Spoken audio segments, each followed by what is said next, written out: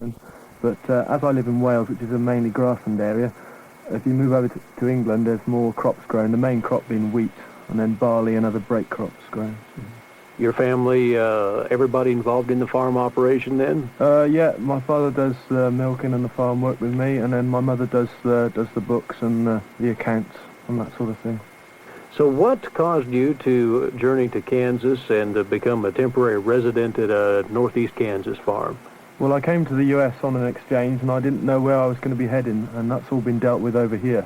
And the reason I wanted to come to America is because of the vast difference in agriculture and climate across the country, and it's just so happened I've ended up in Kansas, but not that I'm sorry for that at all.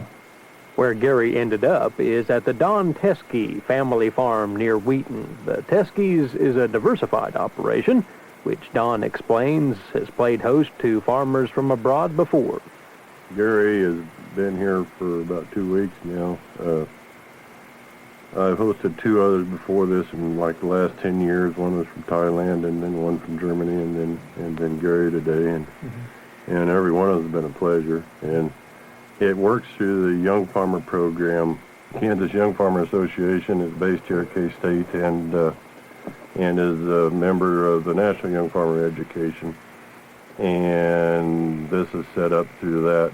It's tried to help bring farmers together from across the world, and you know what my personal experience has really been significant for that, because they can sit down and just look at your situation and see what's different. And like one thing that just amazes me about him when we go through the country is everybody's got a pickup truck. And that just, you know, we consider that a necessity of life, but that's a luxury. And it wasn't with him, it was with the one from Germany and from Thailand. And something we take for granted here. Our emphasis on what's important is maybe not the same worldwide. It'll be interesting, it'll be that way in the future. What kind of things have you put Gary through on your farm? Is that a fair question to ask? Yeah. I picked him up on a Sunday. I got a call on late Saturday afternoon and said, pick somebody up at KCI Sunday. I didn't know if it was a he or a she, what their name was, what country they were from, but we found each other. And first thing we did when we got home is I said, we're going to clean my garage.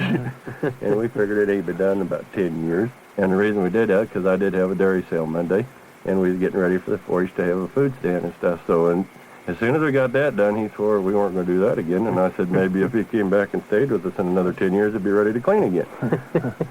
So he hit the ground running. And of course, he's had experiences around dairy cattle, so he knows the run of the place. He started right in milking for me, and he'd milk in the mornings, and I could get things ready, and we got to cutting weeds and hauling manure, and everything is done around a farm. And we snuck around a little bit and got a little done, but they've really utilized me more than I probably should have.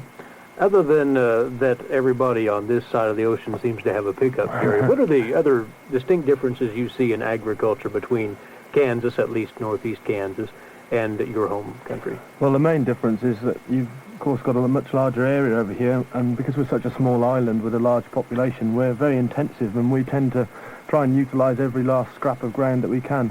Whereas I've noticed over here, not that I'm criticising, but there seems to be a lot of waste of space, and people take open spaces for granted purely because there's that much of it over here. So we're that much more intensive and try and utilise every last acre that we've got, and we use a lot of fertilisers and grow grassland very intensively compared to here.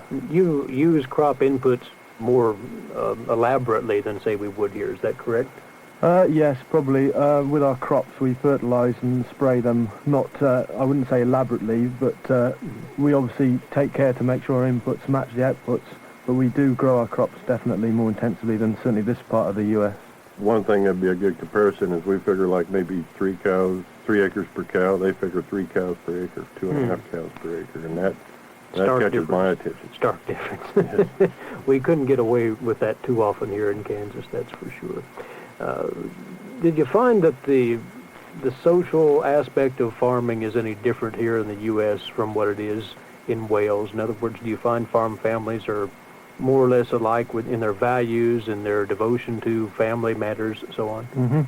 Oh, yes, definitely. There's a big similarity between the family farms over here and back home. Maybe even over here that the neighbouring farmers cooperate together a little bit more, but I think some of that's due to what we were saying earlier about the weather. Our weather is, we've got a much milder climate, but it's difficult to harvest crops, and you tend to have to use your own machinery because you don't get long to do it, and it's difficult to all cooperate together. But definitely the values are the same, and I think we're both facing similar problems with public perception of farmers and farming, and we both could perhaps do with marketing ourselves better to the public. We seem to think we're the bad boys of the environment, so to speak. It's a matter of educating the non-farming public, the urban public, if you will, and we face that here on this side of the ocean too. Yeah. Anything that really surprised you? Again, you mentioned the number of pickups, but anything else that really surprised you when you finally arrived on a Kansas farm? Yeah, well, I think the climate probably surprised me, the sheer variation in climate, because back home we're quite temperate because of the Gulf Stream from the Atlantic, and we don't get maybe only up in the 80s for a couple of weeks in the summer, and in the winter we don't get much below freezing with only a week or two of hard frost, where over here there seems to be this huge variation in the climate, and I've just seen some of the flood damage from last year, and it's staggering the amount of water. I think I saw in the news back home that an area of land the size of our country at home was underwater over here. Last year, Don, you might attest to that, in some of the river bottom areas, it was that dire, it seemed that extreme. Yeah, it was, and on like my situation, I didn't have an acre of flooding where I was, but the wet year was a devastating year for farming. Many people attest to that.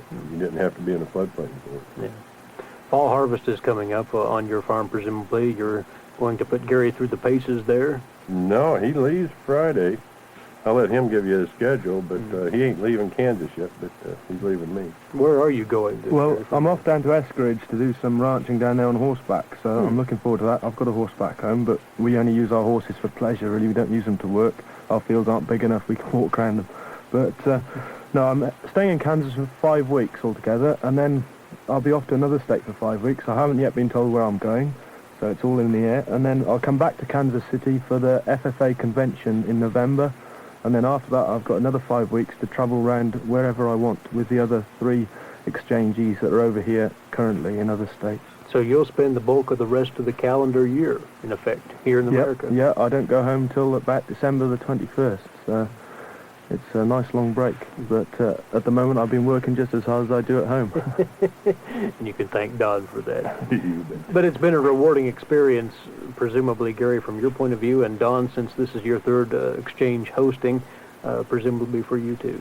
Yeah, I'd never pass it up again. It seems like even with the tension and the hecticness of a dairy sale going on and everything, he was just a nice diversion and chipped right in and helped. And I always try and do it because it seems like it does me as much good as it does him, and it's an enjoyment. One last thing I'd like to say at the football game the other night, he thinks we're just wasting our time wearing helmets. He thinks we're a bunch of pansies. He's used to rugby, is that? That's right, yeah, we don't bother with that stuff. No, I'd just like to second what Don said, and I'm very fortunate to have the opportunity to come over here and see a different culture, and just working on the farm, you can see that we're just doing things in different ways, but we're all trying to get to the same goals at the end of the day. Poignant comment right there, made by an impressive young farmer from the country of Wales. His name is Gary Yeoman.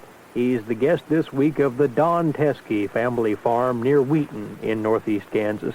It was a pleasure to have Gary and Don by the KKSU studios yesterday. This is Agriculture Today.